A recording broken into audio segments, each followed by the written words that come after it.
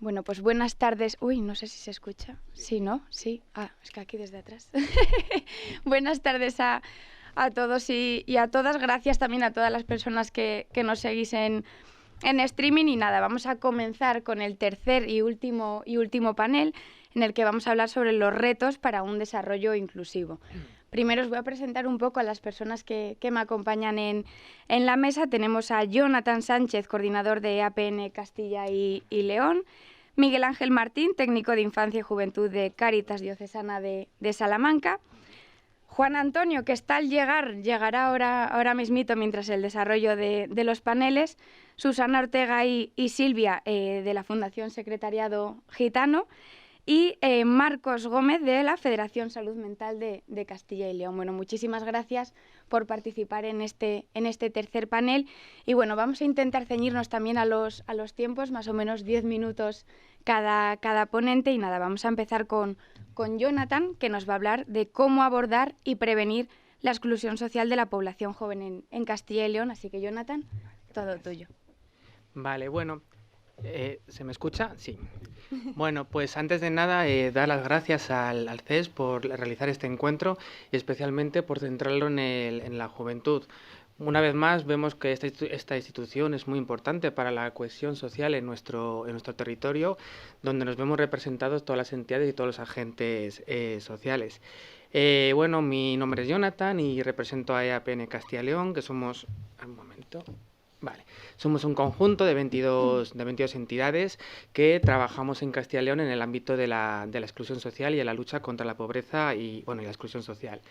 En este sentido, bueno, en la mesa de hoy me tenía que estar acompañando una persona, Kai, que es miembro del grupo de participación de jóvenes que tenemos en Castilla y León. Por motivos laborales no ha podido venir, pero bueno, luego vamos a ver un pequeño vídeo que sí que nos ha grabado contándonos su experiencia, los encuentros de participación y también hablándonos de algunos de los problemas que la juventud tiene en Castilla y León. Kai, como os decía, es una persona del grupo de participación que ha representado a nuestra comunidad, a Castilla y León, en distintos encuentros de participación realizados a nivel nacional por EAP en España. Y bueno, además, el próximo 29 y 30 de noviembre, en el encuentro europeo que se celebrará para personas en exclusión social por EAPN Europa, estará también pues representando a España junto con otras personas. Entonces, bueno, pues antes de empezar mi ponencia, pues sí que os queríamos poner este vídeo que nos ha podido mandar.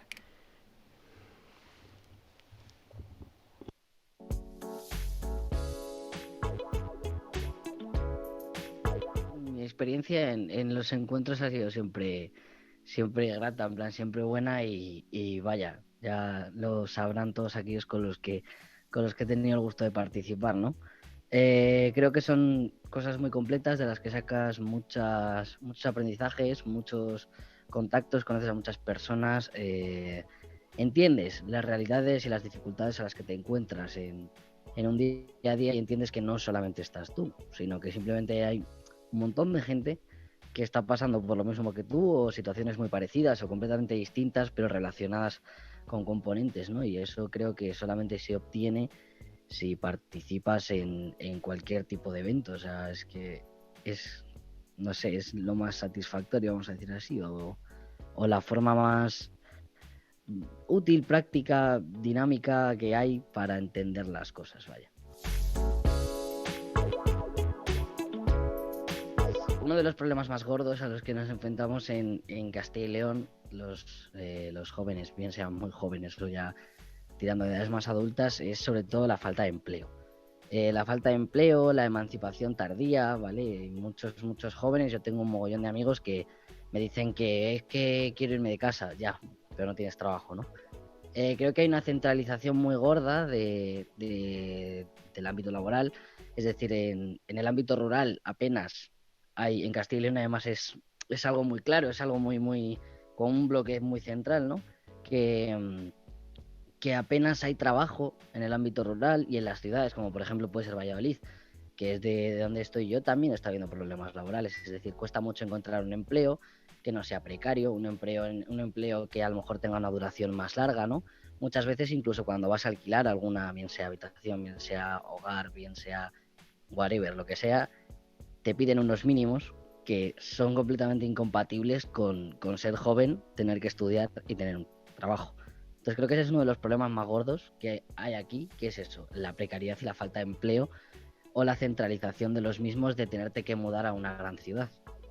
Otro problema que creo que también es destacable y que está bien hablar y que se habla poco es la falta de variedad en cuanto a estudios.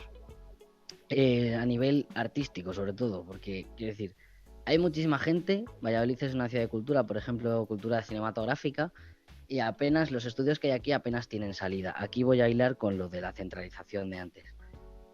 Cualquiera persona que no se dedique a algo de ser funcionario, de ser un dependiente, de ser un camarero, de ser médico incluso, pero no sé, como trabajos muy típicos, vamos a decir así, tienen que mudarse a otras ciudades, ¿vale? Tienen que moverse, incluso de provincia, añadiendo a eso el problema que ya hemos comentado antes de la falta de medios para la emancipación y la precariedad del empleo, básicamente. Eso, y que luego al joven se le tiene como alguien inexperto, alguien inculto, alguien que no tiene, como decir, esas ganas de hacer cosas, que no son proactivos básicamente, que bueno, que viven como en la inopia, ¿no? Y también que se les llama falsamente la generación de cristal, cuando realmente las generaciones que vienen ahora, sobre todo de los jóvenes, a los que estamos siendo jóvenes ahora, nos encontramos con el problema de que tenemos que estar solucionando muchas precariedades que hay a nivel social desde hace años atrás, y nos estamos enfrentando ahora a ellas, las estamos intentando arreglar, y si a eso le sumas más las nuevas que se están generando, pues tienes lo que tú llamas generación de cristal, que yo creo que sin duda alguna es una de las generaciones que más está luchando, ¿no? Creo que esos serían más o menos los 3 problemas así que se me ocurren que puede tener la población joven en Castilla y León. Descentralizar, por coger así en clave, descentralizar principalmente ciertos sectores, es decir, que se dé la oportunidad y los medios se invierta en trabajos no tan comunes. En Castilla y León, por ejemplo, ¿vale? Nos pasa muchísimo. Si Valladolid, por ejemplo, es una ciudad de cine, pues invierte en que se puede hacer cine, se puede seguir haciendo cine y explótalo. Una de ellas. Cuando establecer un límite a los alquileres, creo que es algo, además, que siempre hemos comentado, ¿no? Que hay ciertos límites que no se deberían de cruzar, y llegar a pagar por 35 metros cuadrados de habitación o de piso, y estar pagando 800 euros, 900 euros, es incompatible cuando tu sueldo que tú te puedes permitir siendo joven a lo mejor son 600 euros al mes, porque tienes que a mayores que estar estudiando. No creo que eso sería una solución, vamos, poner un límite al alquiler o facilitar las ayudas de alguna otra manera, ¿vale? Que es verdad que en el tema de ayudas estamos mejorando mucho, pero creo que todavía se les podría dar otra vuelta.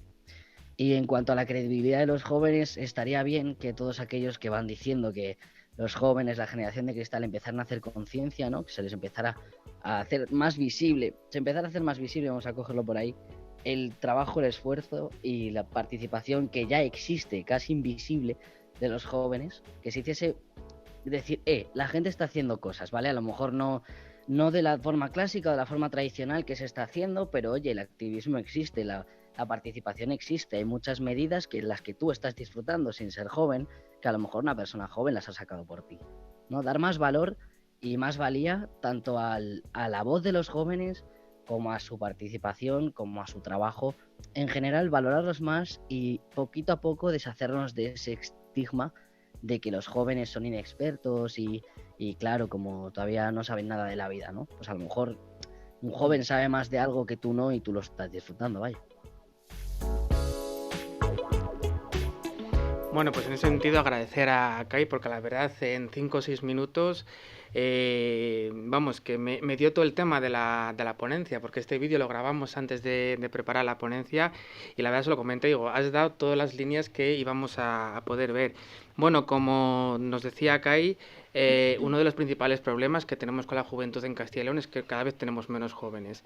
Ese es el principal problema. Somos una de las comunidades más envejecidas, junto a Galicia y Asturias, y además no solo eso, sino que el 32% de los jóvenes residen en capitales de provincias y solo un 5% residen en municipios o en pueblos de menos de 2.000 habitantes.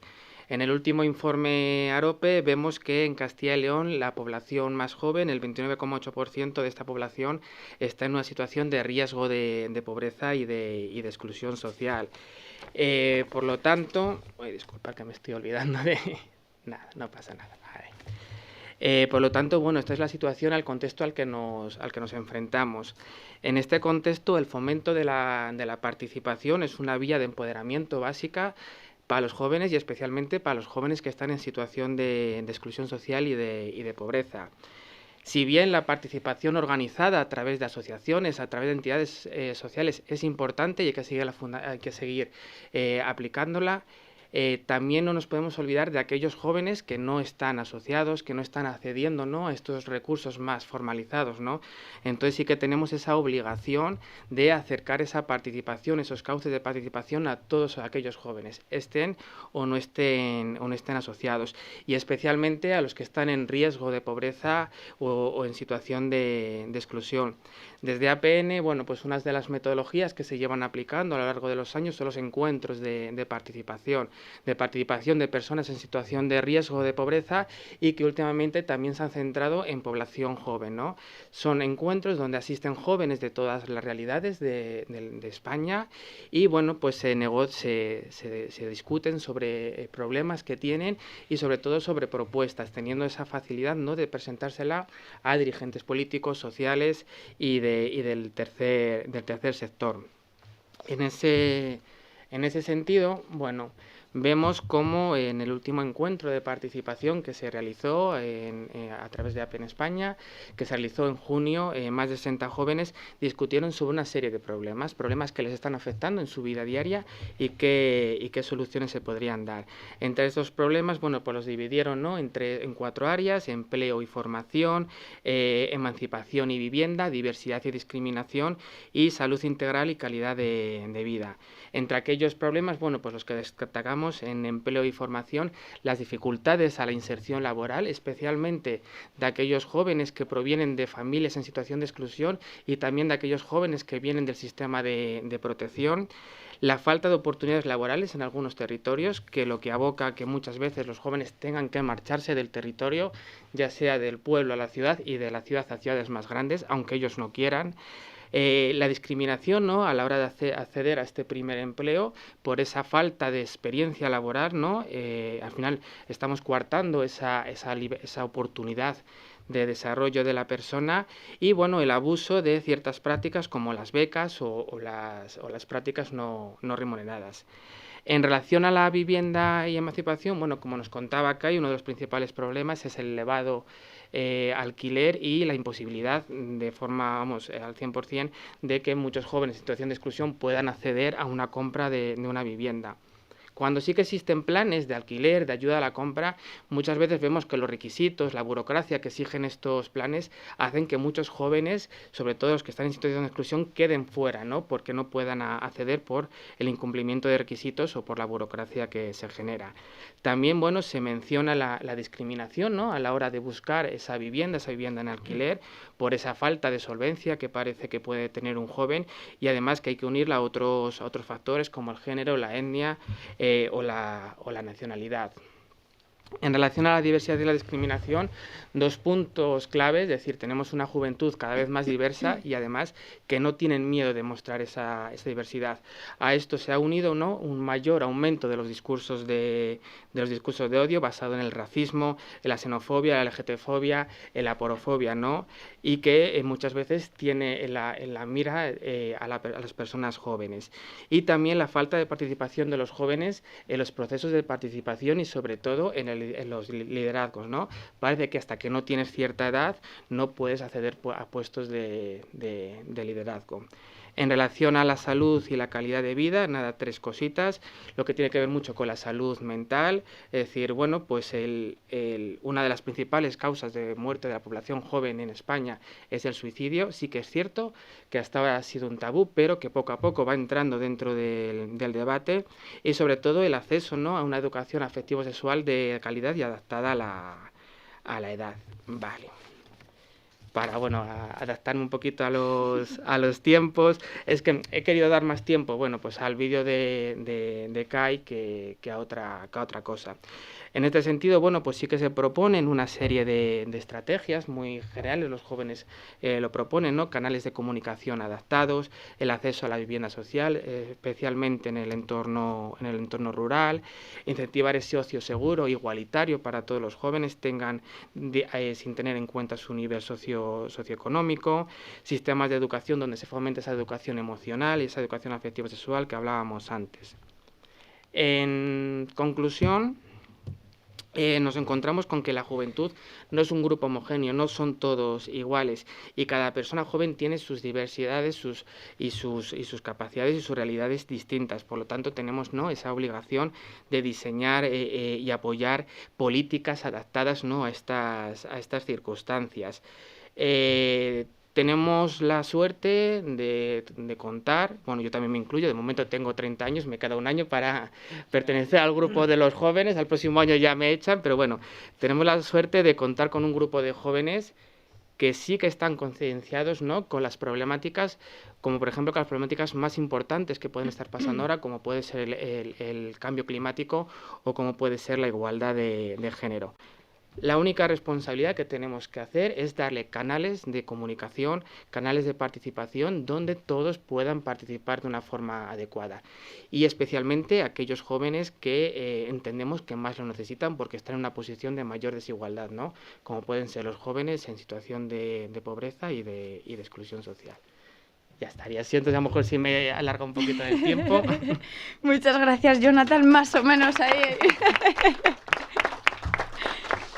Vale, pues continuamos con el siguiente ponente, que es Miguel Ángel Martín, técnico de Infancia y Juventud de Cáritas Diocesana de Salamanca, que nos va a hablar sobre personas en transición, principalmente los retos. Así que todo tuyo. Muchas gracias y buenas tardes a todos, y sobre todo empezar también agradeciendo al CES que haya contado, al Consejo Económico Social, que haya contado con nuestra visión, nuestro trabajo y lo que nosotros estamos viendo día a día con la realidad de las personas, ¿no? Hablamos de personas en transición en la proyección, que ahora no la estáis viendo, pero bueno, si nos la pones para todos, vale, que tarda. Hablamos de personas en transición porque sí que creemos que al fin y al cabo las personas, pues nos encanta acotarnos, ¿no?, en jóvenes, en infancia y tal, y hay veces que hablamos de jóvenes, hablamos de juventud, hablamos de infancia, pero en realidad teníamos que hablar un poco, como decías tú antes, Jonathan, de juventudes y de infancias, ¿no?, porque lo único que les hace iguales a unos jóvenes y a otros es la edad que tienen. Muchas veces viven situaciones radicalmente distintas en una misma ciudad, en un mismo barrio y en lo rural también. Entonces hablamos de personas en transición porque todos estamos en transición, ¿no? Estamos en transición y vivimos en transición, y eso es una cosa que nosotros queremos incluir en nuestra intervención, en nuestro trabajo, que es lo intergeneracional, ¿no? Porque podremos solucionar las cosas y no sé si se ve o no se ve, digo, porque no se ve. Ahora, vale, bueno, aquí estaba un poco lo de las personas en transición. Permitidme que empiece con una metáfora que no es mía, que es de Antonio, que es un chico del barrio de Asperones, en Málaga, que él tiene una metáfora muy interesante para hablar de qué es esto. Él hablaba de su barrio, pero yo la voy a utilizar para hablar de esto de la inclusión y la exclusión, ¿no? Es una metáfora que recogieron una investigación, un proceso de investigación acción participativa que hizo el equipo de Cristóbal Ruiz, que es profesor de Sociología de la Universidad de Málaga y educador de calle de Cáritas en el barrio de Asperones. Y este chico dio un poquito con la clave, con lo que nosotros pensamos que puede ser la clave, ¿no? Porque hay cosas que no se ven, pero que todos sabemos que están ahí. Y él hablaba de que hay unos muros que son invisibles e invencibles. Él decía, yo me encuentro todos los días con unos muros que son invisibles e invencibles, pero son un muro para los que estamos a este lado y un muro para los que están al otro lado. ¿Por qué son invisibles e invencibles? Invisibles porque están ahí y no los vemos, no es nada físico, ¿no? Pero son invencibles, porque los que estamos a un lado del muro, cuando hay un muro no ves lo que hay al otro lado. Por mucho que yo le hable o le diga, no sabe lo que hay al otro lado. No lo sabe vitalmente, ¿no? Igual pasa desde el otro lado. Por mucho que pensemos que conocemos la situación de las personas que están del otro lado del muro, no lo sabemos lo que son. No sabemos lo que les pasa. Y entonces son muros muy difíciles de quitar de en medio. Él incluso hablaba de que te haces daño. Cuando intentas tumbar ese muro te haces daño, porque tú cuando te enfrentas con un muro físicamente y con las manos limpias no lo puedes tirar, no lo puedes tumbar, ¿no? Y es difícil. Entonces yo, partiendo de esta metáfora del muro, que separa en algunas medidas la inclusión de la exclusión, él daba una solución y él decía, desde su experiencia con personas que habían estado apostando por gente del barrio y tal, él decía que la única forma de que un muro se caiga es cuando llueve, ¿no? No va esto. Ahí está. Él hablaba de la lluvia fina, que la lluvia fina lo que hace es desmorona un poquito el muro y llega un momento en que el muro se cae y hace que podamos estar en contacto, ¿no? Pues partiendo de esta metáfora del muro invisible e invencible, voy a dar 2 o 3 datos solamente. No lo vamos a poder ampliar, no sé si lo podríamos ampliar, pero no se puede ampliar. Yo lo había hecho para poderlo ampliar. Pero bueno, de 3 estudios que hemos hecho nosotros a lo largo del tiempo, ¿no? Que esos muros están ahí y lo sabemos. El primero es el que está más a la izquierda, que es de un estudio que hicimos en 2016, que era sobre la transmisión intergeneracional de la pobreza. Esto es, cómo es real que la pobreza se hereda, ¿no? Hay un par de datos, simplemente que no los veréis, a lo mejor que estáis más en el grande lo veis, que habla, el de abajo, por ejemplo, la gráfica de la izquierda abajo en gris, que habla de que cómo los adultos cuyos padres en una época pasada tuvieron estudios bajos, reproducen esos estudios bajos. Si veis lo que es gris más clarito, las barras gris más clarito, hablan del 70 y tantos % de personas que tienen estudios primarios solamente cuando sus padres tuvieron estudios primarios. Y al revés, los que tuvieron estudios superiores, el 70 y tantos % los tenían. Pero es más grave lo que viene arriba, en la gráfica de arriba, que habla del riesgo de pobreza que había en las familias con hijos menores de 18 años cuando los progenitores estaban en diversas situaciones. Y cuando la situación es sin empleo, el 80% de esas familias reproducen ese riesgo de pobreza. Eso quiere decir que la pobreza se hereda y el 80% de los niños y niñas que nacen en familias pobres tienen un riesgo de vivir en pobreza. Eso es un muro invisible, pero está ahí y no somos capaces de superarlo. El siguiente, el que está abajo en color así como un poquito tostado, que es el último estudio que hemos hecho de FOESA para Castilla y León. Ahí se ve, bueno, un poco que a pesar de que pasan los años, el porcentaje de familias y de personas que viven con una integración plena ha bajado. Y ya son menos del 50% en Castilla y León. Y el de arriba es un estudio que hemos hecho también este año sobre la influencia de las adicciones sin sustancias en niños y niñas.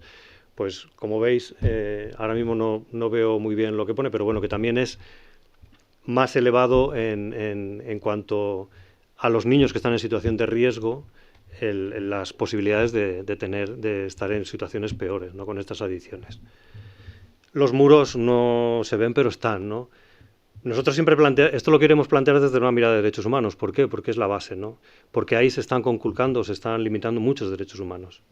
Muchos derechos humanos. Entonces nosotros pensamos que esa carta que está desdibujada tendríamos que volverla a revisar e introducir esta mirada en todas nuestras acciones, ¿no?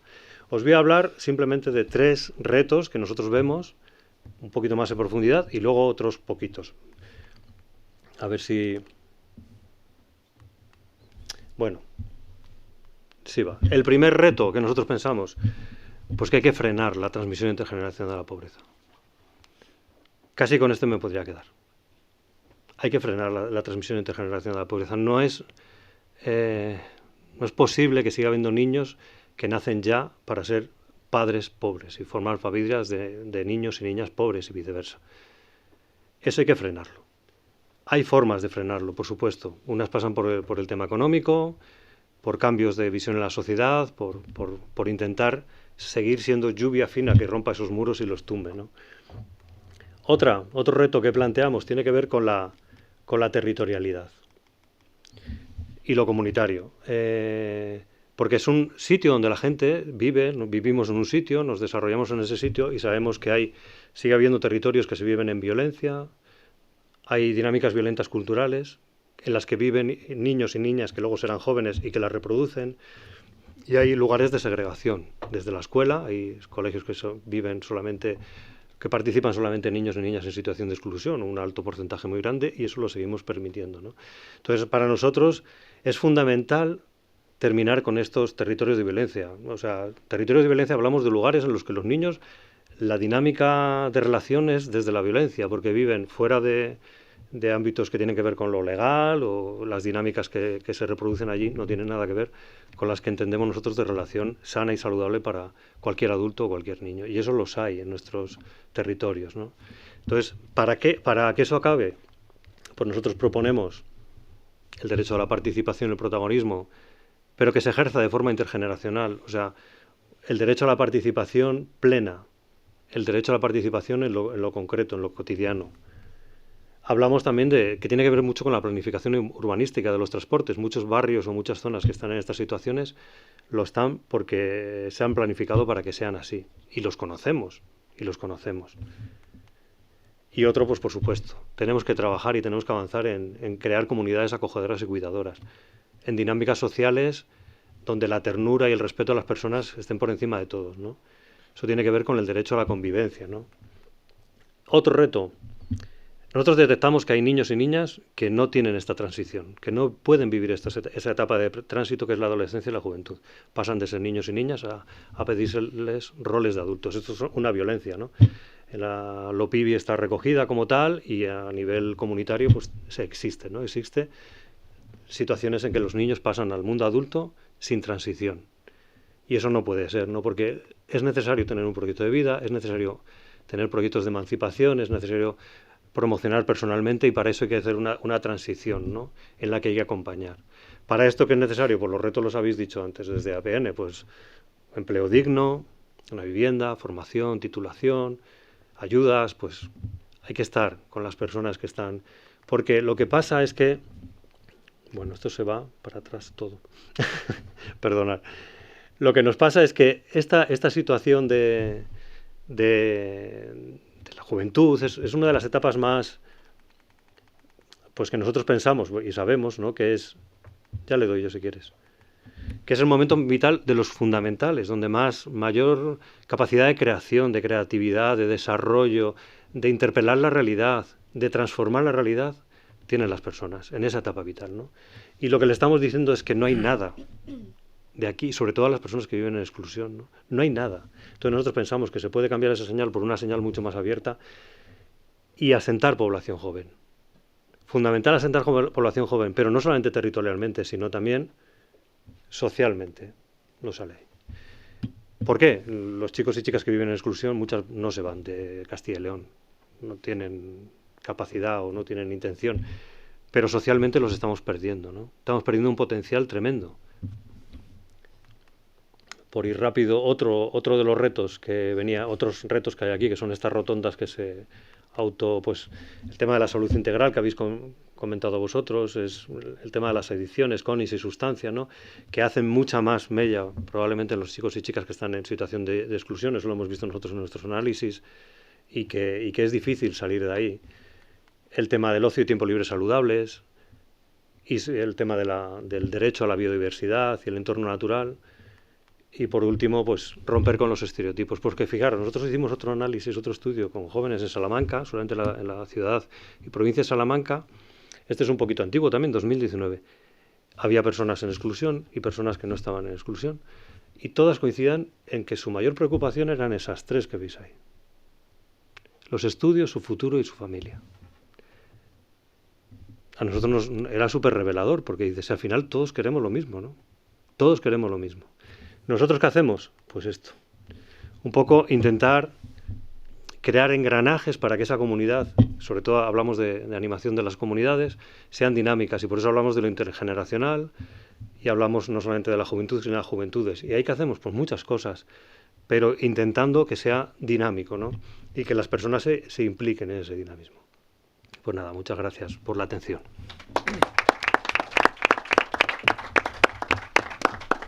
Muchas gracias, Miguel Ángel. Y continuamos con las siguientes ponentes, que son Susana y Silvia, que son orientadoras laborales del programa Acceder de la Fundación Secretariado Gitano de Valladolid, que nos van a hablar sobre el valor de la innovación en las iniciativas dirigidas a jóvenes. Bueno, en primer lugar, queríamos dar las gracias al CES por la organización del foro y por contar con la Fundación Secretariado Gitano como miembro del grupo de enlace del CES. Para seguir nos presento, somos Susana Ortega y yo Silvia Jiménez, somos orientadoras laborales del programa Acceder de la Fundación Secretariado Gitano en Valladolid. Para aquellas personas que no nos conocéis, la Fundación Secretariado Gitano surgió hace 40 años y se trata de una entidad social intercultural sin ánimo de lucro que tiene como fin la promoción y la igualdad de oportunidades de la población gitana, tanto en España como en Europa. Lo que pretendemos y queremos ser es un motor de cambio que impulse la plena ciudadanía de la comunidad gitana, reduciendo las desigualdades y garantizando nuestra promoción social, defendiendo nuestros derechos y promoviendo nuestra participación. Bien, estos son los 3 puntos sobre los que vamos a centrar nuestra intervención y bueno, pues nos toca hablar sobre el valor de la innovación en las iniciativas dirigidas a jóvenes. El tercer sector en España desempeña, como todos sabemos, un papel muy importante en satisfacer, bueno, pues las necesidades sociales que tiene la población. Es un papel muy importante en el desarrollo económico y social del país. Quizá mucho más importante y trascendental en momentos de crisis económica, en momentos de transformaciones, por ejemplo, como el que estamos viviendo actualmente, transformaciones digitales de la sociedad, de la economía, del empleo, del sistema educativo, como nos lo ha puesto de manifiesto la crisis del COVID, ¿no? En donde las diferencias sociales pues, se hacen más grandes. En nuestro caso, la Fundación Secretariado Gitano, como actores sociales que somos, nos corresponde contribuir a mitigar estos efectos, a maximizar un poco los beneficios de la comunidad gitana y evitar los riesgos de exclusión social. Somos conscientes que hacer promoción social toca pasar por innovar nuestra intervención, ¿no? Y adaptarnos a estos procesos que tenemos disruptivos, ¿no? Entonces, bueno, pues la Fundación Secretariado Gitano pues se ha situado de manera rápida, quizá una de las organizaciones dentro de nuestro sector que más rápido ha pasado de la teoría a la acción. Un ejemplo es un programa Empleando Digital que se lanzó en el año 2016, que luego contamos brevemente, pues que supuso un cambio a la hora de planificar y de llevar a cabo nuestras acciones de empleo y también supuso pues un impulso hacia un proceso de digitalización y de innovación de la Fundación Secretariado Gitano. Bueno, pues contaros dónde trabajamos, qué hacemos, nuestro día a día. Bueno, pues el programa Acceder, como ha dicho Silvia, que es en el que trabajamos codo a codo día tras día, pues es el eje vertebrador de la actividad que desarrolla la Fundación Secretariado Gitano. Promueve, bueno, pues la incorporación de las personas gitanas al mercado laboral, como una puerta de acceso a la inclusión social a través de itinerarios de inserción sociolaboral. Que a grandes rasgos las 3 grandes actividades pues son actividades de orientación y búsqueda activa de empleo, actividades de formación, actividades del acceso al empleo y su seguimiento posterior. La eficiencia de nuestro modelo de intervención pues se basa principalmente en dar respuestas muy adaptadas a cada una de las personas que atendemos, sobre todo si se trata de personas jóvenes, de adaptarnos a las necesidades del mercado laboral y de trabajar de manera estrecha pues con empresas, instituciones y administraciones. Que el programa Acceder trabaje sobre todo con jóvenes tiene una explicación.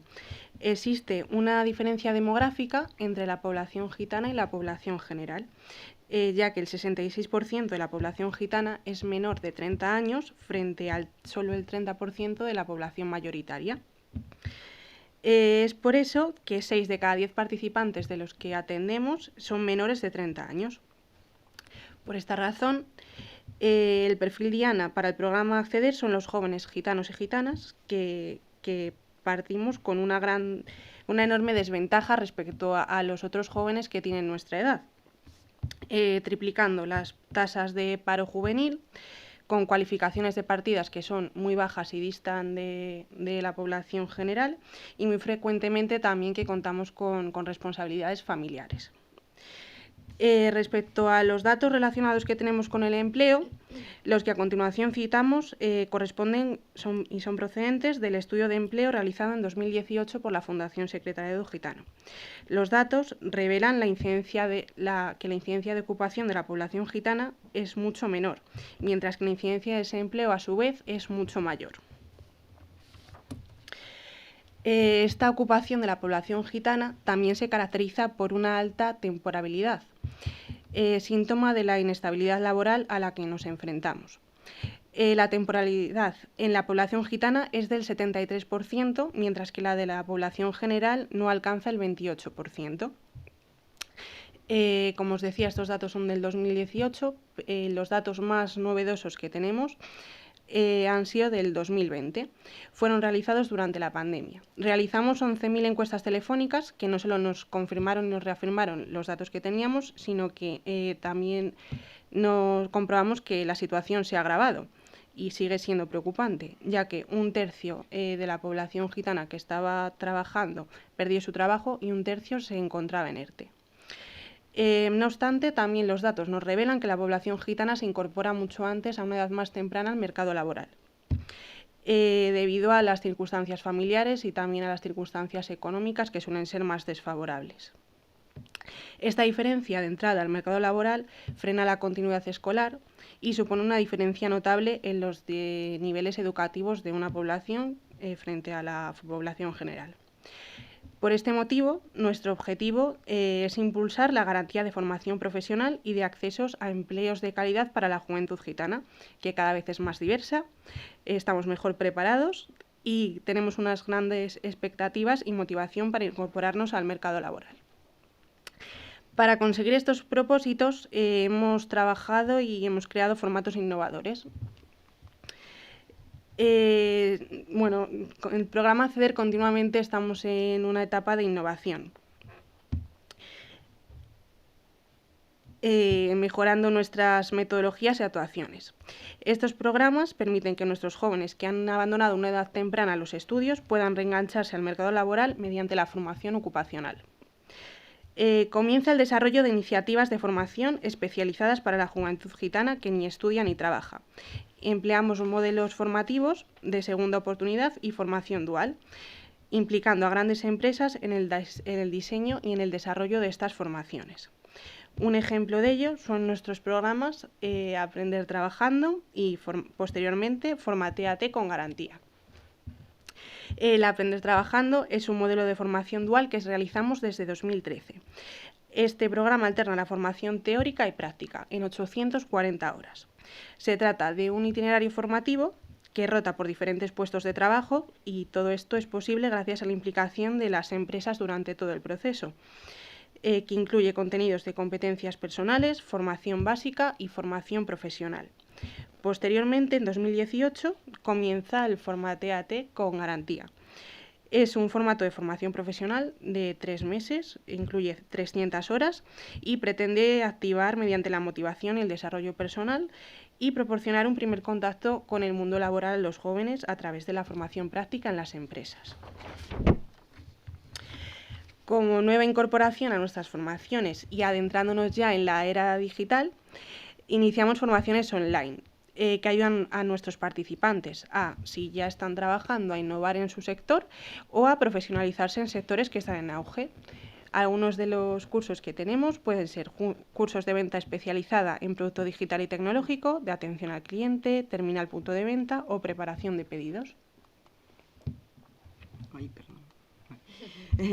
Bueno, pues el programa Acceder ha cumplido 20 años y bueno, pues en este recorrido que hemos hecho sí que nos hemos encontrado, bueno, pues con cambios sociales que, bueno, pues a los que nos hemos tenido que enfrentar y a los que hemos tenido que dar respuesta, y hemos tratado de dar pues respuestas como las que nos ha estado contando Silvia y otras más recientes, como la que hemos mencionado antes, que era el Empleando Digital, que bueno, pues es un proyecto innovador que comenzó en el 2017 y se ha centrado en dos aspectos fundamentales. Por un lado, dar formación a los técnicos de empleo que trabajamos con aquellas personas que están buscando empleo, en actualizar las metodologías de acompañamiento, en pasar de los itinerarios de empleo más tradicionales y analógicos a itinerarios más digitales. Y otro aspecto es mejorar las competencias y los conocimientos digitales de las personas a las que acompañamos. Y bueno, pues ¿cómo lo hemos hecho?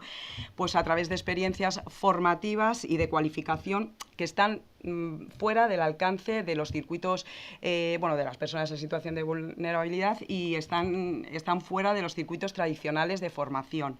Estas formaciones, bueno, pues han sido en desarrollo software en Java, en JavaScript y cursos en ocupaciones tradicionales, pero bueno, pues que han sido fuertemente digitalizados, ¿no? Este proyecto se ha llevado a cabo gracias al modelo de partenariado de la Fundación Secretariado Gitano, Cruz Roja Española y la empresa tecnológica Accenture, además de contar, bueno, pues con el apoyo del Fondo Social Europeo y del Ministerio de Trabajo, Migraciones y Seguridad Social. En esta línea, bueno, de no dejar nadie atrás con el avance digital, pues creemos firmemente, bueno, pues desde Valladolid, el equipo de empleo, bueno, pues por favorecer otros proyectos que favorezcan la inclusión digital, la autonomía laboral y social. Y en 2020, bueno, pues presentamos en plena pandemia y llevamos a cabo posteriormente a Fundación La Caixa el proyecto Desafío Empleo en la convocatoria de inserción sociolaboral, y también lo hemos presentado a los premios de innovación social y bueno, pues estamos a la espera de fallo. La propuesta de Desafío Empleo, aunque ya veníamos trabajando en procesos disruptivos, no solamente porque la pandemia nos empujase a esta digitalización forzosa, ya veníamos trabajando antes. Y bueno, pues la propuesta de valor ha sido, bueno, pues combinar entornos analógicos y entornos digitales en todas las fases de un itinerario de inserción, es decir, desde la orientación hasta la formación ocupacional, favoreciendo un poco la inserción. Es decir, metodologías híbridas que mezclen lo online y lo offline y que no lo presente de una manera aislada, sino que esté en toda la fase del proceso de una manera coherente. No sé si ha salido. Ah.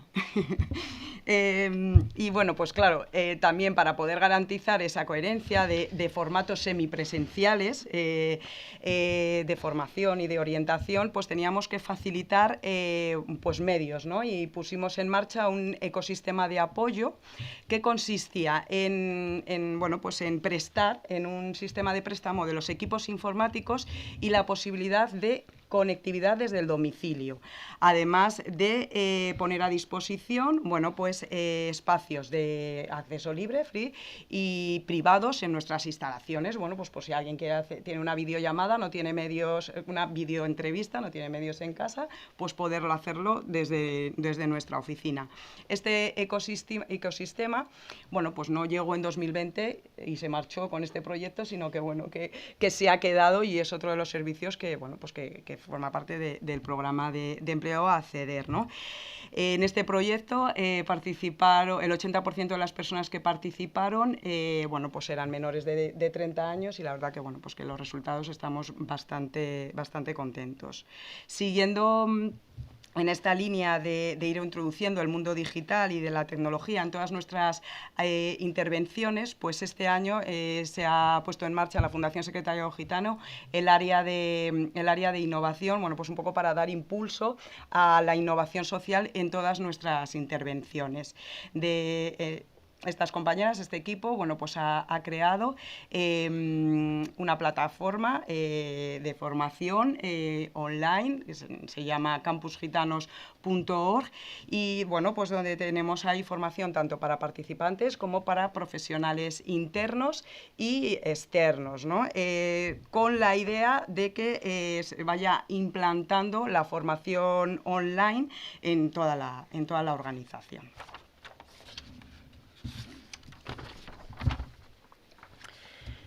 Siguiendo en esta línea, ya nos toca presentar nuestra nueva campaña, accederaunfuturo.org. Creamos una nueva campaña para lograr llegar a los jóvenes gitanos y gitanas que quieran formarse y conseguir un empleo. Para poder acercarnos más a los jóvenes, este programa está compuesto por vídeos y reels que se han lanzado a las redes sociales usando los códigos propios de estos. Se pretende llegar a los jóvenes gitanos y gitanas y animarles a participar en el programa de empleo de la Fundación Secretariado Gitano, que suma más de 33.000 incorporaciones al mercado laboral de sus participantes. Una buena parte de estas incorporaciones ha sido a través del programa Aprender Trabajando, que habíamos mencionado antes, que tiene una tasa de contratación del 55%. Acceder a un futuro presenta a jóvenes gitanos y gitanas dialogando con su yo del futuro y proyectando un futuro prometedor en el que trabajan en diferentes perfiles profesionales. A través de diálogos rápidos y cargados de humor, los jóvenes se interpretan a sí mismos y explican brevemente cómo han logrado conseguir un empleo tras pasar por el programa Acceder. Esta acción en redes sociales está compuesta por 4 vídeos principales protagonizados por jóvenes. A continuación vamos a ver uno que es de nuestro participante Esteban y cuenta un poco su historia.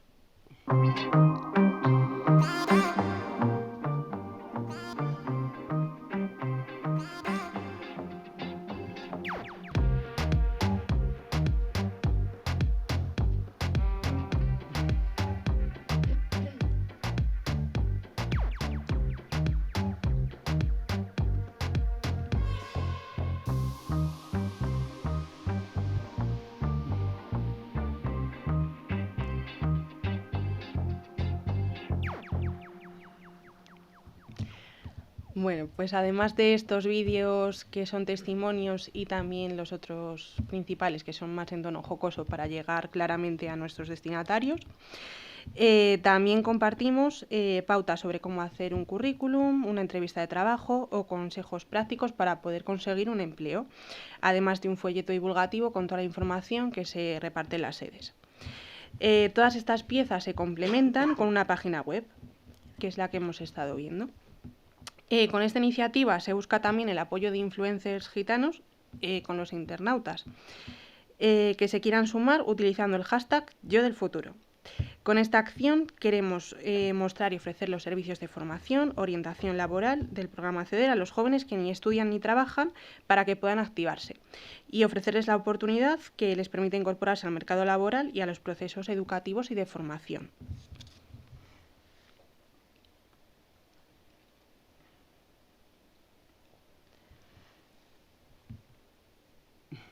Para abajo. Sí. Reto, sí. Ahí. Vale. Bueno, pues con esto quiere decir que hayamos conseguido todos nuestros propósitos. Pues a pesar de que en 20 años hemos conseguido, bueno, pues muchos logros, todavía quedan retos para facilitar la igualdad de oportunidades en personas más vulnerables, sobre todo en la comunidad gitana. Uno de ellos es el del que hemos hablado, es decir, desde la base de los itinerarios tradicionales Acceder, bueno, y con los nuevos aprendizajes, las nuevas iniciativas que hemos ido incorporando a lo largo de todos estos años, articular y consolidar, bueno, pues un ecosistema coherente, pues para dar respuesta a las necesidades e intereses de una población gitana, pues cada vez más diversa y heterogénea. Nosotros estamos comprometidos a ejercer un poco el papel de punta de lanza y poder aportar soluciones a la brecha digital y a la igualdad de oportunidades. Por otra parte, y compartiendo un poco lo que habían dicho mis otros compañeros... Vamos terminando, chicas, por fin. Sí. Para solucionar esto hace falta la participación. Los jóvenes gitanos no queremos ser observadores en este cambio, sino que queremos ser los precursores, y desde aquí animo a toda la juventud gitana que pueda ver esta ponencia a la participación de esta ruptura de moldes. muchas gracias. Perfecto. Pues continuamos con Marcos Gómez de la Federación Salud Mental de Castilla y León, que nos va a hablar de un tema que ha salido ya por aquí alguna vez, que es prevención del suicidio en jóvenes y adolescentes.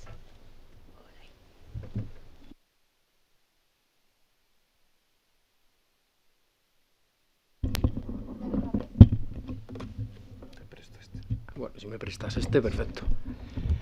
Pues nada, buenas tardes a todos. Sí que es verdad que me ha sorprendido para bien que el tema de la salud mental ha ido saliendo ya en las ponencias anteriores. No penséis que esto hace unos años ocurría, porque no ocurría. Y no es que haya salido porque lo diga un psicólogo o lo diga un psiquiatra, sino porque los propios jóvenes empiezan a darse cuenta que el tema de la salud mental es un tema serio, que es un tema que afecta a edades tempranas también, es un tema que nos puede afectar a todos. Y entonces, no sé, me ha llamado la atención para bien eso. Hoy vamos a hablar un tema que está ahora muy en boga. Voy a ver, que si no...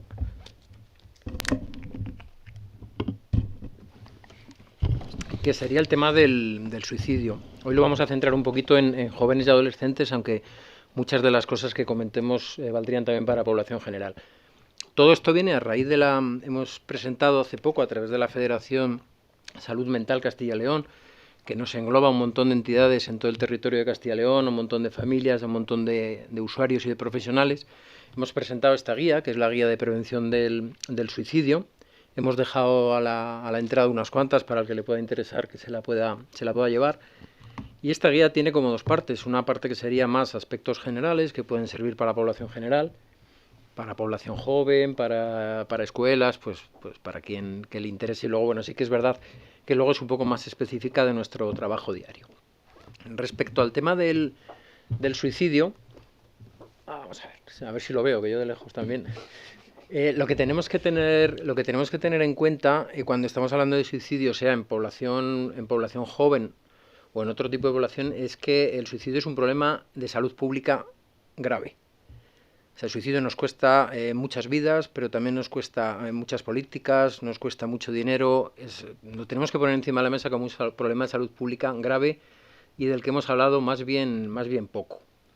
Es la primera causa, o una de las primeras causas, creo que junto con los accidentes de tráfico, de mortalidad en edades jóvenes, porque afortunadamente pues no hay enfermedades físicas, pero sí que hay enfermedades mentales, y daros cuenta que el suicidio se va a convertir en la segunda causa, creo que después de los accidentes de tráfico. Luego hay una pequeña estadística donde lo podemos ver. La ponencia se llama Prevención del suicidio. Es es un título como muy duro. Prevenir el suicidio, se puede prevenir el suicidio. Es un tema serio, es un tema grave. ¿Cómo empezamos previniendo el suicidio? Pues en foros como este, hablando de una manera abierta, hablando de una manera clara. La sensibilización y la orientación de aquellas personas que nos puedan escuchar es fundamental, y que las personas vean que los problemas de salud mental son algo natural en el ser humano, es algo cotidiano, y las ideas de suicidio, las ideas de desesperanza, las ideas de no poder más, es algo que tenemos todos, y que cuando en un momento dado empezamos a ver que al resto de las personas también les pasa, pues es más fácil que lo podamos comunicar como una de las fortalezas a la hora de poder prevenir el suicidio, es la comunicación, el hablar sobre el suicidio. Sí que me gustaría hablaros después de una serie de mitos e ideas erróneas que todos hemos ido manejando a lo largo del tiempo, relacionadas con el suicidio, que han provocado que socialmente tengan un estigma muy claro, o una huella social muy clara, y que vamos a tratar de viendo 3 o 4 de acabar con ellos, porque no son ciertos, pero bueno, los hemos introducido en nuestro sistema de creencias y de valores, y también evitan estos mitos, muchas veces evitan que las personas pidan ayuda. Lo que ponemos al final de la lámina: el suicidio debe ser visibilizado como efecto preventivo, pero visibilizado lo debemos abordar de una manera prevenible, desde una visión positiva, y para poder reforzar las opciones de supervivencia. Cuando hablo de forma positiva, hablo de huir de todas estas noticias escabrosas que podemos ver en televisión, que podemos ver en los medios de comunicación. No nos interesan ni los detalles, ni nos interesa cómo ha pasado, ni dónde vivía, ni qué método ha empleado. toda esa cosa es lo que no hace una buena idea hablar del suicidio, pero sí que hace una buena idea hablar del suicidio cuando estamos hablando de que a lo mejor la persona no tenía ayuda, de que la persona estaba pasando por un proceso depresivo o de que la persona estaba siendo acosada en el colegio. Eso es lo que sí que hace fuerte hablar del suicidio y lo que hace que en el futuro podamos prevenirlo. El resto de cosas creo que sobran, pero hablar del suicidio en sí, como lo vamos a hacer hoy, es un efecto preventivo clarísimo. Algunos datos. Sabéis que el tema de los datos, bueno, los ponemos siempre, pero no vamos a hablar mucho porque es un tema tan serio que yo creo que con 2 datos que veáis somos conscientes de lo que estamos hablando. En 2020 murieron 61 niños, niñas y adolescentes por suicidio. Esto, en edades tempranas, el riesgo de suicidio está en aumento. Esto no es un dato mío, es un dato del Instituto Nacional de Estadística. Otro dato que viene el segundo, que es el de la OMS, que el suicidio es la segunda causa de muerte entre adolescentes y personas jóvenes adultas, entre 15 y 24 años. Bueno, ahí veis una serie de... No sé si lo lográis ver desde ahí, pero bueno, nos estamos equiparando prácticamente al de los accidentes de tráfico, que ya es bastante. El resto son otras causas de muerte en personas jóvenes que tienen que ver con enfermedades físicas y tal, que veis que son muchísimos más bajas, pero que a veces le damos mucha más importancia. No quiere decir que no la tengan, que claro que la tienen, pero simplemente para que nos hagamos idea de lo potente que es el tema del suicidio. Si esto lo pasamos en edades un poquito más mayores, o como decías tú, a lo largo de la vida, si lo vemos desde el punto de vista evolutivo, en personas ya más mayores ganan a los accidentes de tráfico incluso.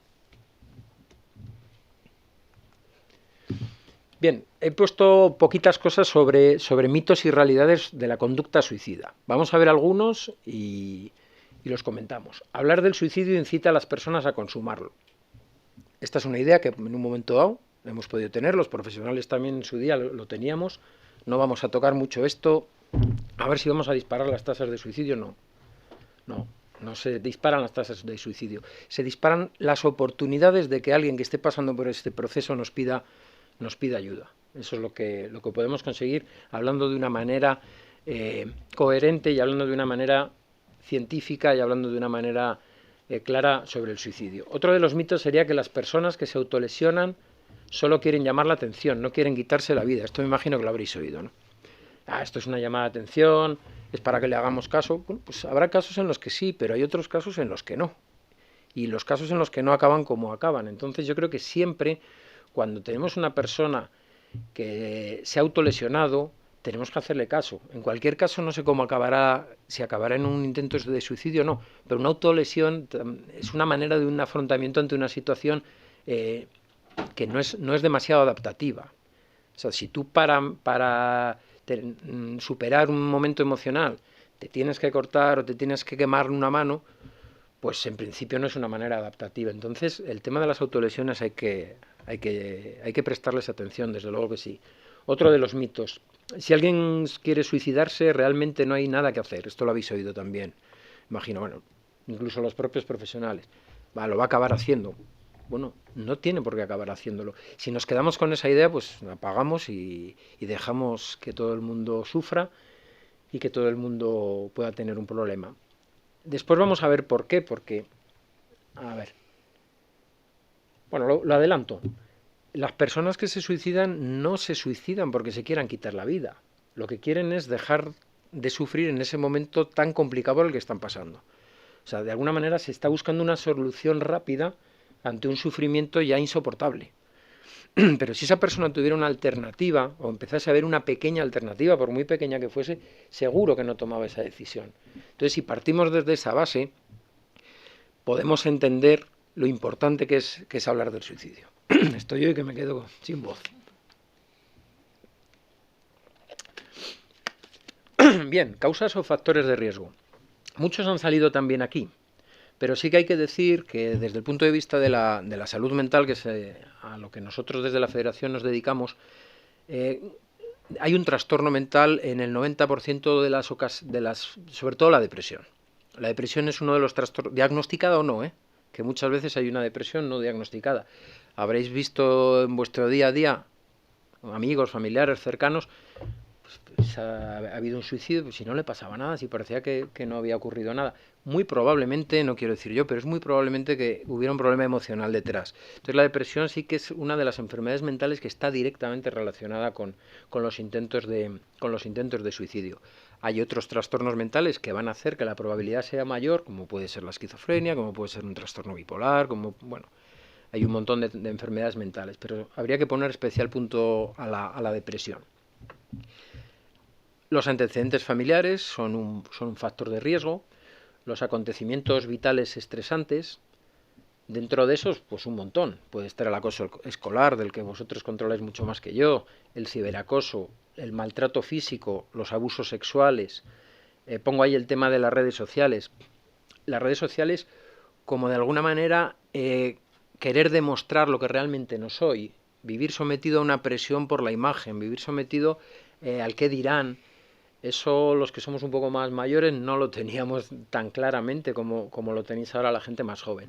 Todos esos factores y muchos más que hay, también ahora está muy en boga el tema de la identidad de género con la nueva ley que se está discutiendo también, pues también es una causa de estrés, que la persona, si no sabe muy bien cómo afrontarla, sobre todo en épocas de construcción de la personalidad y en épocas de adolescencia, que son épocas ya de por sí conflictivas, en las que no sabemos muy bien por dónde movernos, todo este tipo de cosas pueden hacer que una persona no sepa cómo manejar la situación y su estado de ánimo pueda llegar hasta un punto más complicado. Entonces, bueno, hablamos de causas, de factores de riesgo, no estamos hablando de causa-efecto, no estamos hablando de, no, si tiene depresión seguro va a acabar en suicidio, no.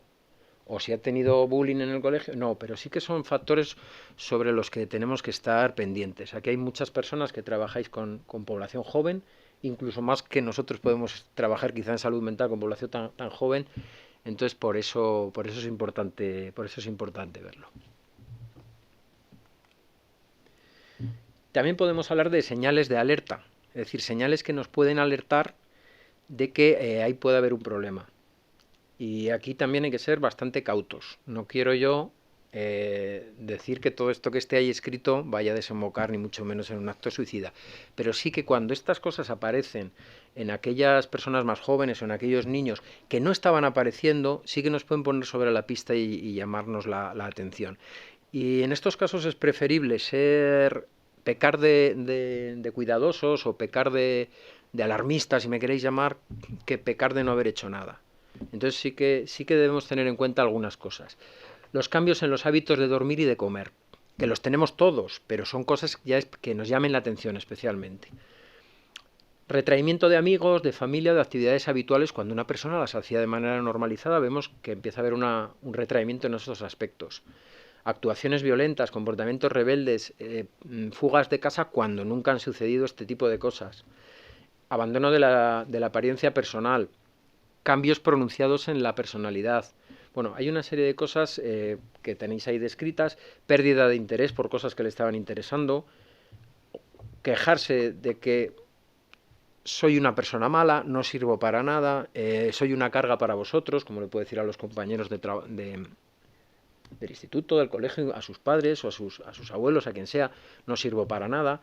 Lanzar mensajes que nos puedan decir soy un problema para vosotros, a mí ya no me importa nada. ¿Para qué molestaros? No me podéis ayudar, yo no quiero continuar, todo este tipo de frases que podemos decir, bueno, lo hace para llamar la atención, pero vamos a estarnos atentos. Poner en orden ciertos asuntos, aunque sean niños o personas jóvenes que hayan podido regalar objetos personales, que hayan podido regalar fotos, incluso romperlas, deshacerse de ellas, ya son comportamientos sobre los que tenemos que estar un poquito atentos. Cuando una persona ya viene de una depresión, que sabemos que ha habido una depresión, los periodos de recuperación, los periodos que vienen después de una depresión suelen ser periodos de bastante reflexión, donde la persona entra en reflexiones más profundas y ahí sí que hay más riesgo también de poder tener un acto suicida. Y bueno, otra serie de síntomas ya si hay un problema de salud mental más grave como podría ser una psicosis. Son señales de alerta que todos en nuestro día a día podemos ver. Y todos en nuestro día a día podemos estar atentos. Pero bueno, también hay factores de protección. Habría que hablar de factores de protección personales, de factores de protección familiares y de factores de protección medioambientales. Los personales, las habilidades de comunicación, las habilidades sociales, las habilidades interpersonales. Estas habilidades no se entrenan solo en una consulta de salud mental, ni mucho menos. Vosotros, con las experiencias que habéis contado, las estáis entrenando día a día. Y sois un apoyo para cada uno, para el colectivo en el que estáis trabajando. Todas estas cosas las trabajáis. También trabajáis la habilidad para resolver problemas de una manera adaptativa. La capacidad para buscar consejo y ayuda, o para buscar empleo, como decían las compañeras, para dotar a la persona de confianza en uno mismo. Todos estos factores a nivel personal, aunque nos vengan desde fuera, entrenados, nos hacen de alguna manera ser más potentes, tener un escudo un poquito mayor ante un problema de afrontamiento de una situación que no sabemos afrontar y que nos pueda llevar a situaciones peores. ¿Qué decir? Si hay un buen apoyo familiar, sobre todo familias con una buena cohesión y con una buena unión, es otro factor de protección. Y factores medioambientales, como tener una buena red social de apoyo de amigos, de compañeros que acuden a una entidad en la que yo estoy, a un club deportivo, a lo que sea, pero tener una red en la que tú te puedas apoyar. Las personas que tienen menos red social, sean niños, sean jóvenes o sean adultos, pues tienen mucho más difícil el poder comunicar con alguien y el poder apoyarse en alguien. Y al final es donde esto es bastante importante. Tener amigos, tener amigas y la inclusión social. Muchas veces las personas, cuando estábamos hablando antes de bullying, cuando estábamos hablando de acoso por redes sociales, de ciberacoso, todo este tipo de cosas, el problema es que muchas personas no tienen con quién comunicar esto. O decirlo a los padres quizá les dé vergüenza, a lo mejor en el colegio si ya están señalados a quién se lo dicen, entonces esto es un problema. Y bueno, pues me he quedado sin presentación, pero ahora como tenía poco tiempo, pues espero haberme ceñido al tiempo y nada, gracias. Genial, muchísimas gracias, Marcos. Bueno, y tenemos al último ponente del panel, casi de milagro, ya pensé que no llegaba, ¿vale? Él es Juan Antonio Báez Morín, que es vicepresidente del Consejo de la Juventud de España, y bueno, han realizado también un estudio sobre el ingreso mínimo vital, que puede ser también fundamental para complementar el informe que se ha desarrollado desde el Consejo Económico y Social. Así que, todo tuyo, Antonio. Muy buenas tardes. Bueno, a mí me encanta chillar. Era para que me escucharan. Perdón. Nada, lo primero, yo quiero pedir disculpas al resto de compañeras y compañeras que forman parte de la mesa. Por diferentes situaciones, pues acabo de llegar ahora mismo corriendo con la lengua afuera, como quien dice, y nervioso diciendo a mi madre, no voy a llegar. Pero bueno, al final sí. Lo primero también, o después de esto, nos gustaría agradecer al Consejo Económico y Social y al Consejo de la Juventud de Castilla y León por la invitación, para poder también aquí reflejar la situación que estamos padeciendo las personas jóvenes con el ingreso mínimo vital y un poco aclararles la situación en el tiempo más breve posible. Aquí lo que pusimos nosotros en este PowerPoint para presentárselo es una pregunta retórica. ¿Es justo para la juventud el ingreso mínimo vital? Yo entiendo, yo no soy muy digital, pero hoy, maravilloso. Vale, aquí un poco lo que hablamos en esta introducción, se los voy a hacer muy rápido. Si después queda alguna cuestión pendiente o alguna duda, se los explico un poco más, pero entiendo que a lo mejor ya han hablado 5 o 6 personas y es un poco cansado por la diferente temática para no ahondar mucho en el tema. Un poco lo que reflejamos nosotros con esta introducción, cuando se sacó la medida del ingreso mínimo vital, nosotros nos dábamos cuenta como Consejo de la Juventud que había diferentes sectores de la población que estaban excluidos. El sector era el nuestro, era la juventud. Siendo más concretos, el tramo de 18 a 23 años son personas que no están contempladas dentro de los requisitos para poder optar a la ayuda, y después el tramo de edad de 23 a 28 años tiene unas características un poco diferentes al del resto de la población, por lo que dificulta bastante el acceso de las personas jóvenes a este ingreso, que al final es tan necesario. En principio lo que exponemos ahí es la situación tan grave que padece la juventud, que eso es evidente desde 2008 que sufríamos esa crisis, y con todo el resto de cuestiones que hemos ido arrastrando y sufriendo, lo que ha hecho es agravarla mucho más, y un poco la situación general respecto con esta ayuda, ¿vale? Que era para que, en principio, como comentaba el gobierno, no dejara a nadie atrás, pero en este caso sí lo está dejando.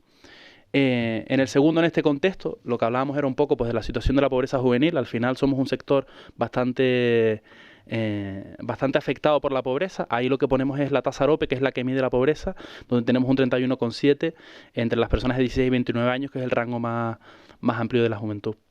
Y después, respecto al mercado laboral, que son la contextualización que hacemos en los diferentes sectores, venimos sufriendo una parcialidad y una temporalidad que además sufren de manera mucho más grave las mujeres, por lo que veíamos en el Observatorio de Emancipación de 2021, por esa brecha de género que existe todavía y que afecta en doble medida a las mujeres, por ejemplo, esa parcialidad. A los hombres les afecta con un 17% más o menos y a las mujeres sobre un 35-36%, o sea que se ve mucho más agravada. El paro sigue siendo uno de los retos mayores para los gobiernos para poder mitigar esas tasas tan grandes de paro que tenemos las personas jóvenes.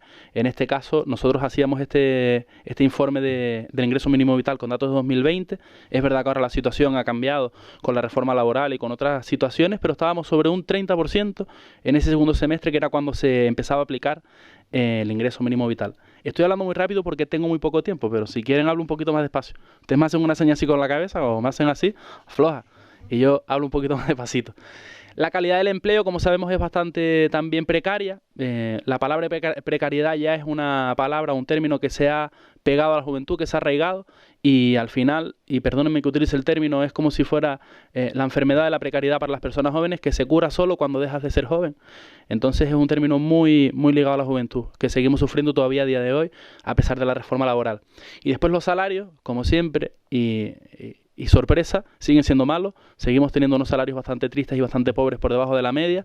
Por lo menos en 2020 teníamos una media de 973 euros mensuales, y después también esto depende, al ser una media, de cada situación en particular, ¿no? Porque hay veces que las personas, pues por la temporalidad, por las horas, por la parcialidad o por estas circunstancias, pues tienen todavía sueldos mucho menores. Y más aún cuando hablamos de becarios, ahora que tenemos el estatuto del becario ahí en el horno. Nosotros hablábamos, cuando hicimos este informe, que había una posible inconstitucionalidad. Lo trabajamos también con el defensor del pueblo, con el diputado del común, porque al final se reflejan 4 situaciones que nosotros decíamos, o que se reflejaban en un informe que sacamos, que era lo primero, la exigencia jurídica de igualdad y no discriminación. Lo que venimos a explicar aquí es que todos los españoles son iguales ante la ley, o así lo refleja la Constitución, y que si en el título 3 de la Carta de Derechos Fundamentales de la Unión Europea, que está un poco tratado o un poco explicado para que lo comprendan, pero viene a explicar las cuestiones de la edad, que no se puede o se tiene que excluir de manera específica por qué existe una discriminación para que las personas de 18 a 23 años no tengan un acceso a ese ingreso mínimo vital. Tiene que estar justificado de una manera muy correcta y muy concreta para poder tener la información de por qué no tenemos ese acceso. En este caso y en esta situación no está fundamentado, no está explicado, por lo que consideramos que hay una inconstitucionalidad, por excluirla de manera directa, sin ningún tipo de manera discriminatoria, además, sin ningún tipo de explicación ni justificación que justifique, valga la redundancia, la exclusión de la norma.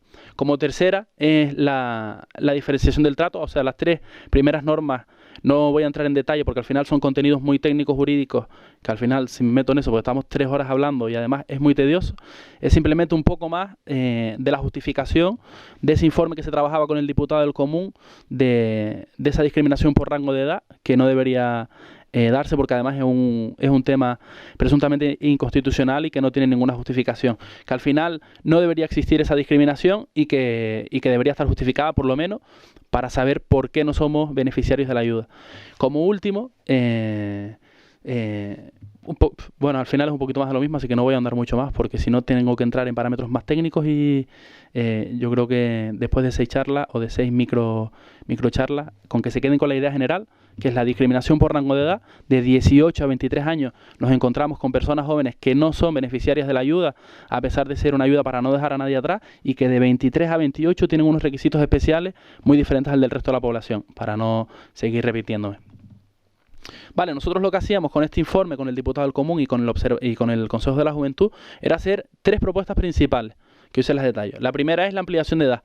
Lo que para nosotros no es lógico como Consejo de la Juventud es que ese rango de edad, que voy a volver a repetir, de 18 a 23, esté fuera de la ayuda. Lo más lógico es que al ser un ingreso mínimo vital y al ver la situación que padece la juventud respecto al empleo, respecto a la vivienda y respecto a su situación socioeconómica, se tenga que incluir, por lo menos para dar un poco de aire, como quien dice, para la situación de estas personas. Que se tengan que equiparar los requisitos de acceso, como decíamos, de 23 a 28 tienen unos requisitos totalmente diferentes al del resto de la población, que pone muchas más trabas para poder acceder a la ayuda. Si ya una ayuda a nivel general, una subvención o cualquier tipo de ayuda, a veces tiene un carácter burocrático que dificulta y que supone una barrera de acceso para poder acceder a ella, si aún así lo que hacemos es dificultarla más o pedir más requisitos, y vuelvo a repetir, sin ninguna justificación, lo que hace es que la ayuda que se considera o no se considera, si se fuera a considerar universal, se convierte en todo lo contrario por la dificultad del acceso. Y después la accesión de los pagos de precios públicos para servicios académicos postobligatorios, que al final hay muchas de las personas jóvenes que tienen que cursarlos para poder obtener una mejor formación y una mejor calidad en el empleo. En principio esta es la presentación de si es justo el ingreso mínimo vital.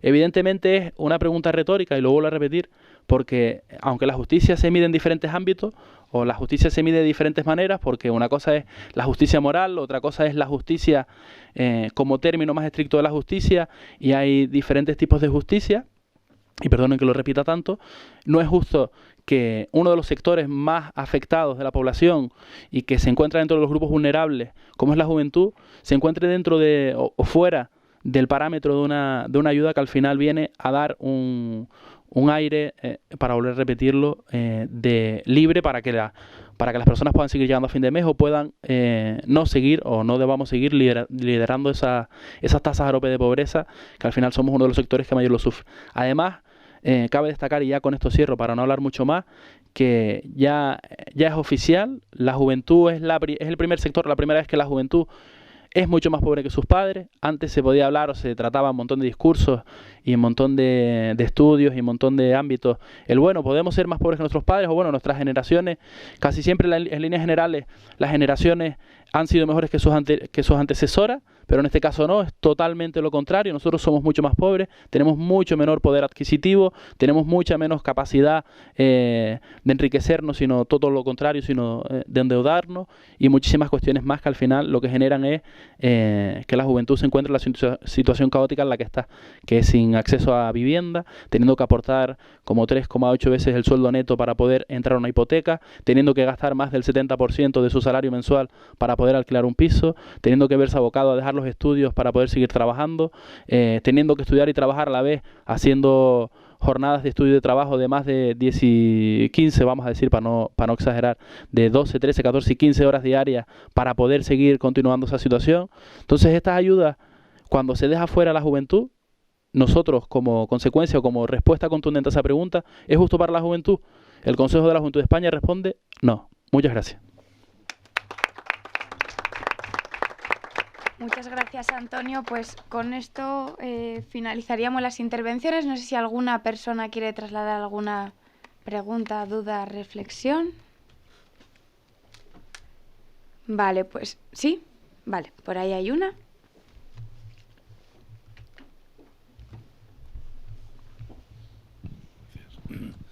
Yo, a Miguel de Cáritas, más que una pregunta es una reflexión que vale también para otros sectores. Cuando se habla de que se siguen repitiendo la pobreza en las familias pobres, digo, ¿y por qué en los últimos años hemos desechado la posibilidad que da la escuela? ¿Por qué se ha desechado esa posibilidad y por qué no se invierte muchos más recursos en el tiempo de fuera de la escuela formal? Es decir, esta sociedad ha ido al contrario. Es decir, no es que eso de la escuela, no, es que la clase media y la clase alta sí que opta por más escuela para los suyos y sí que opta por escuela privada o escuela privada concertada, y ahí no hay medida. Todo el mundo sabe de la clase media que a más estudios, a más tiempo de estudios, mejores, digamos, resultados luego a lo largo de la vida, incluso económicos, sobre todo económicos, aunque evidentemente también humanos, personales y de todo tipo, ¿no? ¿Por qué nos negamos a que haya una escuela discriminatoria positivamente para la gente pobre? Una escuela con gente que se lo crea y que dé una formación adecuada que no presta la familia por las razones que sean, porque los trabajos, la vida complicada y tal, no hace posible que esos niños estén. por qué se ha llegado a este mal rollo de la jornada única, que para unos es más actividades extraescolares, más deporte, más movida, más inversión en los niños, y las clases pobres es el abandono, la dejadez, y no hay una escuela posterior que compense y que ayude y que colabore. Y en las vacaciones y en verano con otro tipo de actividades, con otro tipo de ocio. ¿Por qué? Y porque las entidades, las ONG, nos dedicamos a presionar a la administración para que haya recursos en este sentido. Nosotros somos una pequeñísima cosa con niños rurales de familias en exclusión, pequeñísima cosa, y nada más es poner a una persona que le ayude por las tardes en las tareas escolares y en un poquito más, y el resultado es espectacular en la escuela normal. Yo le digo a veces a las maestras, no me explico por qué no hay tiempo en la escolarización normal para que estos niños salgan adelante, que hay que meter otras 4 horas para que sigan lo normalito, para que vayan saliendo adelante, no para que vayan aprobando y demás, sino para que por lo menos se empiecen a igualar. Entonces yo no sé por qué hemos renunciado a que la escuela sea un lugar de compensación de la igualdad, de compensación de la desigualdad, sino que es todo lo contrario. Las escuelas favorecen descaradamente desde siempre y cada vez más que haya más escuela con más calidad y tal para la gente que más tiene. Sí, bueno, la respuesta probablemente sea muy amplia. Nosotros cuando hicimos el estudio de transmisión intergeneracional de la pobreza realmente salían 3 factores que eran determinantes, que uno es el tema educativo, otro es el tema laboral y otro es el tema de la integración social o de las dinámicas sociales del entorno, ¿no? A ver, nosotros sí que pensamos que el tema educativo es un tema que hay que arreglar, que no está funcionando porque sigue habiendo segregación, o sea, sigue habiendo lugares guetos, donde solamente van niños y niñas, o la inmensa mayoría son niños y niñas que están en riesgo de exclusión social, o sus familias, o en situación de exclusión social. No por eso abogamos por una escuela para ellos. Nosotros pensamos que la forma de acabar con la transmisión, una de las formas de frenarla, es que esté más diversificada. Incluso en nuestros propios espacios, los espacios que proponemos y en los que participan niños y niñas, nuestra pretensión es que haya niños y niñas de todos los tipos, colores y con situaciones familiares súper diversas. ¿Por qué? Porque el modelaje ahí también ayuda, ¿no?, a que otros niños y niñas tengan más motivación por lo escolar. Está claro que lo que les ocurre a muchas familias en situación de pobreza no es que carezcan de tiempo para llevar a sus niños, otros sí, pero no es el problema más grave, ¿no? Decir, pues estoy trabajando y no los puedo llevar, o sí, porque bueno, hay muchas posibilidades en eso, ¿no? Sino la motivación que tienen en casa, es lo que nosotros encontramos, ¿no? Porque muchas veces los padres no saben y no pueden acompañar esos procesos educativos, ¿no? Los deberes, los exámenes, etcétera. Entonces, en ese sentido sí que la escuela ha hecho alguna cosilla, sí que están haciendo a nivel educativo, pues están los programas MARE, los PROAS y todos estos que acompañan, pero sí que pensamos que la solución es evitar que haya escuelas gueto, porque solamente van a ellas familias en situación de exclusión y también porque hay otras escuelas que de forma más o menos velada rechazan que participen ese tipo de familias, ¿no? Que las hay, y lo sabemos, ¿no? Es difícil de denunciar eso porque hay muchas condicionantes. Nosotros una de las cosas que en ese sentido, estamos hablando de infancia, aunque creemos que bueno, es el paso previo, ¿no?, que en algunos lugares ha hecho mucho daño el tema del distrito único. El distrito único ha hecho mucho daño. En Salamanca encontrábamos transferencias de niños y niñas de barrios de la periferia hacia colegios del centro de hasta el 400%. Y en los barrios de la periferia quedarse solamente niños y niñas de situaciones sigue habiéndolo, ¿no? Y eso ocurre en más ciudades. Entonces, es un tema complejo, ¿no? Pero sí que pensamos que para romper esto, una de las cosas es diversificar. Que seamos capaces de estar juntos en todos los espacios, personas en situación de riesgo de exclusión y no. No sé si te respondo, creo que no, pero bueno. Por como me miras, no te he respondido. No pasa nada que haya escuelas para niños pobres, pero con una calidad fuera de lo normal. Es decir, como alguien cuando está enfermo, pues hay que tratarle con mucho más dedicación. Nosotros no lo vemos tan claro, vamos. Pero bueno. Igualdad al final sirve de poco. Sí. La escuela, desde luego, que es el lugar donde se tiene que ejercer y que facilitar la igualdad, la inclusión y por eso tiene que ser una escuela de calidad, ¿no? Pero sin meter el dedo en el ojo, simplemente decir, si Cáritas es una institución relacionada con la Iglesia, la mayor parte de los colegios privados concertados que hacen desigualdad suelen ser de órdenes religiosas.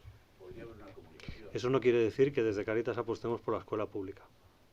¿Que no apostéis o que Que apostemos por la escuela pública. Vale, digo, pues si hay alguna comunicación debería decirse ¿quién hace más desigualdad en este sentido? No sé si no es el debate, pero vamos, que bueno, el próximo, el cuarto foro social, que verse sobre educación, y trabajamos todos estos temas. Y bueno, con este panel finalizamos el tercer foro social del Grupo Enlace del Consejo Económico y Social. Muchísimas gracias a todas las personas que habéis intervenido en este panel, y también a todas las ponentes anteriores de esta mañana.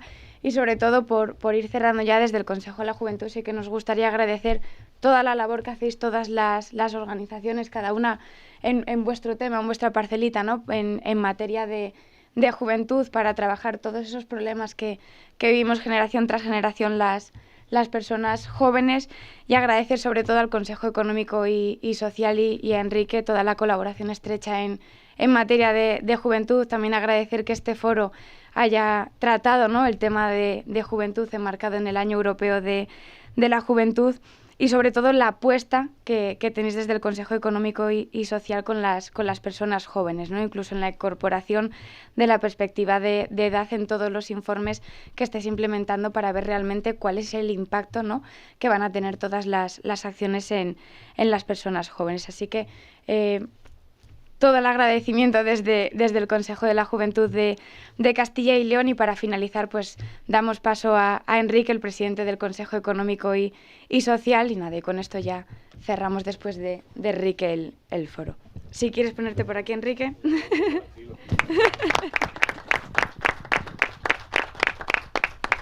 No os mováis, por favor. Unas palabras solamente para concluir. Llevamos todo el día en una sesión realmente interesante. Yo puedo confesar que he aprendido mucho, y que además hemos podido analizar temas especialmente complicados desde muy distintas orientaciones, perspectivas, y ha sido realmente enriquecedor. Estoy muy contento de este tercer foro, de que el foro social del CES de Castilla y León, de su grupo de enlace, se haya consolidado como una actividad anual, y sin duda ya empezaremos a preparar la cuarta edición.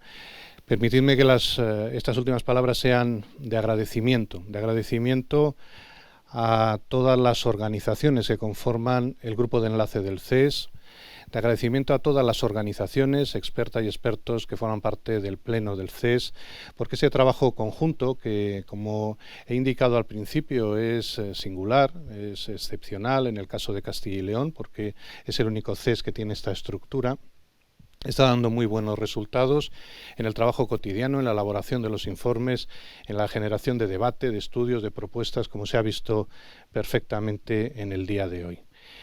Quiero agradecer al Consejo de la Juventud de Castilla y León esa voluntad de trabajar conjuntamente con el Consejo Económico y Social. La firma del protocolo, los trabajos que se han venido realizando, la sesión que tendremos el 18 de noviembre, que anunciaba Sandra al principio, con las organizaciones sindicales y empresariales más representativas de Castilla y León, con personas jóvenes, con mujeres jóvenes emprendedoras, que analizaremos la perspectiva del empleo nuevamente, de la empresa, del emprendimiento también desde la perspectiva joven, y todo el trabajo y propuestas que nos vais facilitando también con la presentación de los observatorios y las distintas valoraciones, documentos y propuestas, que como hoy hacía Antonio también, son especialmente interesantes y enriquecedoras para nosotros en temas que estamos trabajando desde la perspectiva de la juventud. Decía al principio que el Año Europeo de la Juventud es realmente la excusa para habernos dedicado a esta materia, porque nos preocupa permanentemente todos los años, todos los días, y nos ocupa. Y concluyo indicando que efectivamente hablar de juventud es hablar de una inversión de presente y de futuro, de presente también. Es fundamental la articulación de políticas de juventud. Muchos de los retos que tenemos sobre la mesa como comunidad autónoma, como país, incluso como Unión Europea, pasan precisamente por acertar con las políticas de juventud. Tenemos que prestar especial atención, porque no puede ser que siempre quede para el final, o quede como complemento, o quede bien porque en el discurso público es conveniente, o porque simplemente las personas mayores quieren hablar de las personas jóvenes cuando tenemos que escuchar más que hablar a las personas jóvenes de lo que les sucede y de lo que proponen.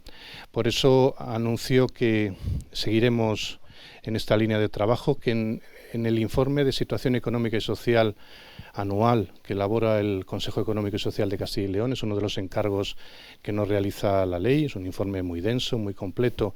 Vamos a ir añadiendo, potenciando, intensificando esta perspectiva de edad y esta perspectiva de juventud en los diagnósticos y en las recomendaciones. Este año han sido hasta 696 recomendaciones sobre la situación económica y social que hacemos llegar a las Cortes y al Gobierno, y sin duda en un trabajo conjunto que realizaremos con el Consejo de la Juventud, aprovechando todo este debate y todas sus propuestas, trabajaremos en ese sentido. Además, el pasado lunes se publicó en el Boletín Oficial de Castilla y León por parte de la Junta de Castilla y León el 5º Plan Estratégico de Juventud de nuestra comunidad, que estamos estudiando y que contribuiremos y ayudaremos tanto a la Junta de Castilla y León, a su Consejería de Familia e Igualdad de Oportunidades, a la Dirección General del Instituto de la Juventud, al propio Consejo de la Juventud, para que se puedan desarrollar de la manera más adecuada posible, incluso seguir creciendo, incrementando medidas al respecto. Permitidme ya para acabar un agradecimiento a todos los ponentes, a todas las ponentes. De verdad que no solo habéis cumplido un encargo difícil, que era adecuarse a un tiempo, porque hemos querido ser muy ambiciosos y oír a personas que tenían tanto que decirnos, y eso ha sido posible gracias a esa disciplina en el uso del tiempo, a las moderadoras, al moderador, todos ellos del Consejo de la Juventud de Castilla y León, que han cumplido magníficamente su papel, y naturalmente al equipo del CES. Lo represento en el equipo del grupo de enlace particularmente, desde el equipo técnico, con Susana, del equipo administrativo, con Pilar, todo el equipo administrativo y técnico aquí presentes, y en esta mañana también del CES. El personal una vez más se ha volcado con este foro y es lo que hace posible que aquí podamos organizar tantas cosas tan interesantes, ¿no? Su presidente, que simplemente lo que ha de dedicarse es agradecer precisamente el trabajo de todas y todos. Así que no lo digo como se hace a veces en acontecimientos muy conocidos, sino porque va a ser así. Desde mañana mismo empezaremos a preparar, en colaboración con el grupo de enlace, naturalmente, que es quien adopta todas las decisiones, el 4º Foro Social del grupo de enlace del Consejo Económico y Social. Muchas gracias a los que y a las que habéis seguido presencialmente esta sesión a lo largo de todo el día, y a quienes nos han seguido también a través de las redes sociales, de streaming, de internet, y que sin duda lo van a poder seguir haciendo porque las sesiones serán consultadas, podrán serlo en la página web y en la página de audiovisuales del Consejo Económico y Social de Castilla y León, gracias al equipo técnico que las graba, las prepara y permite su acceso posterior. Muchas gracias a todos, y con vuestro permiso declaro clausurado este 3er Foro Social. Gracias.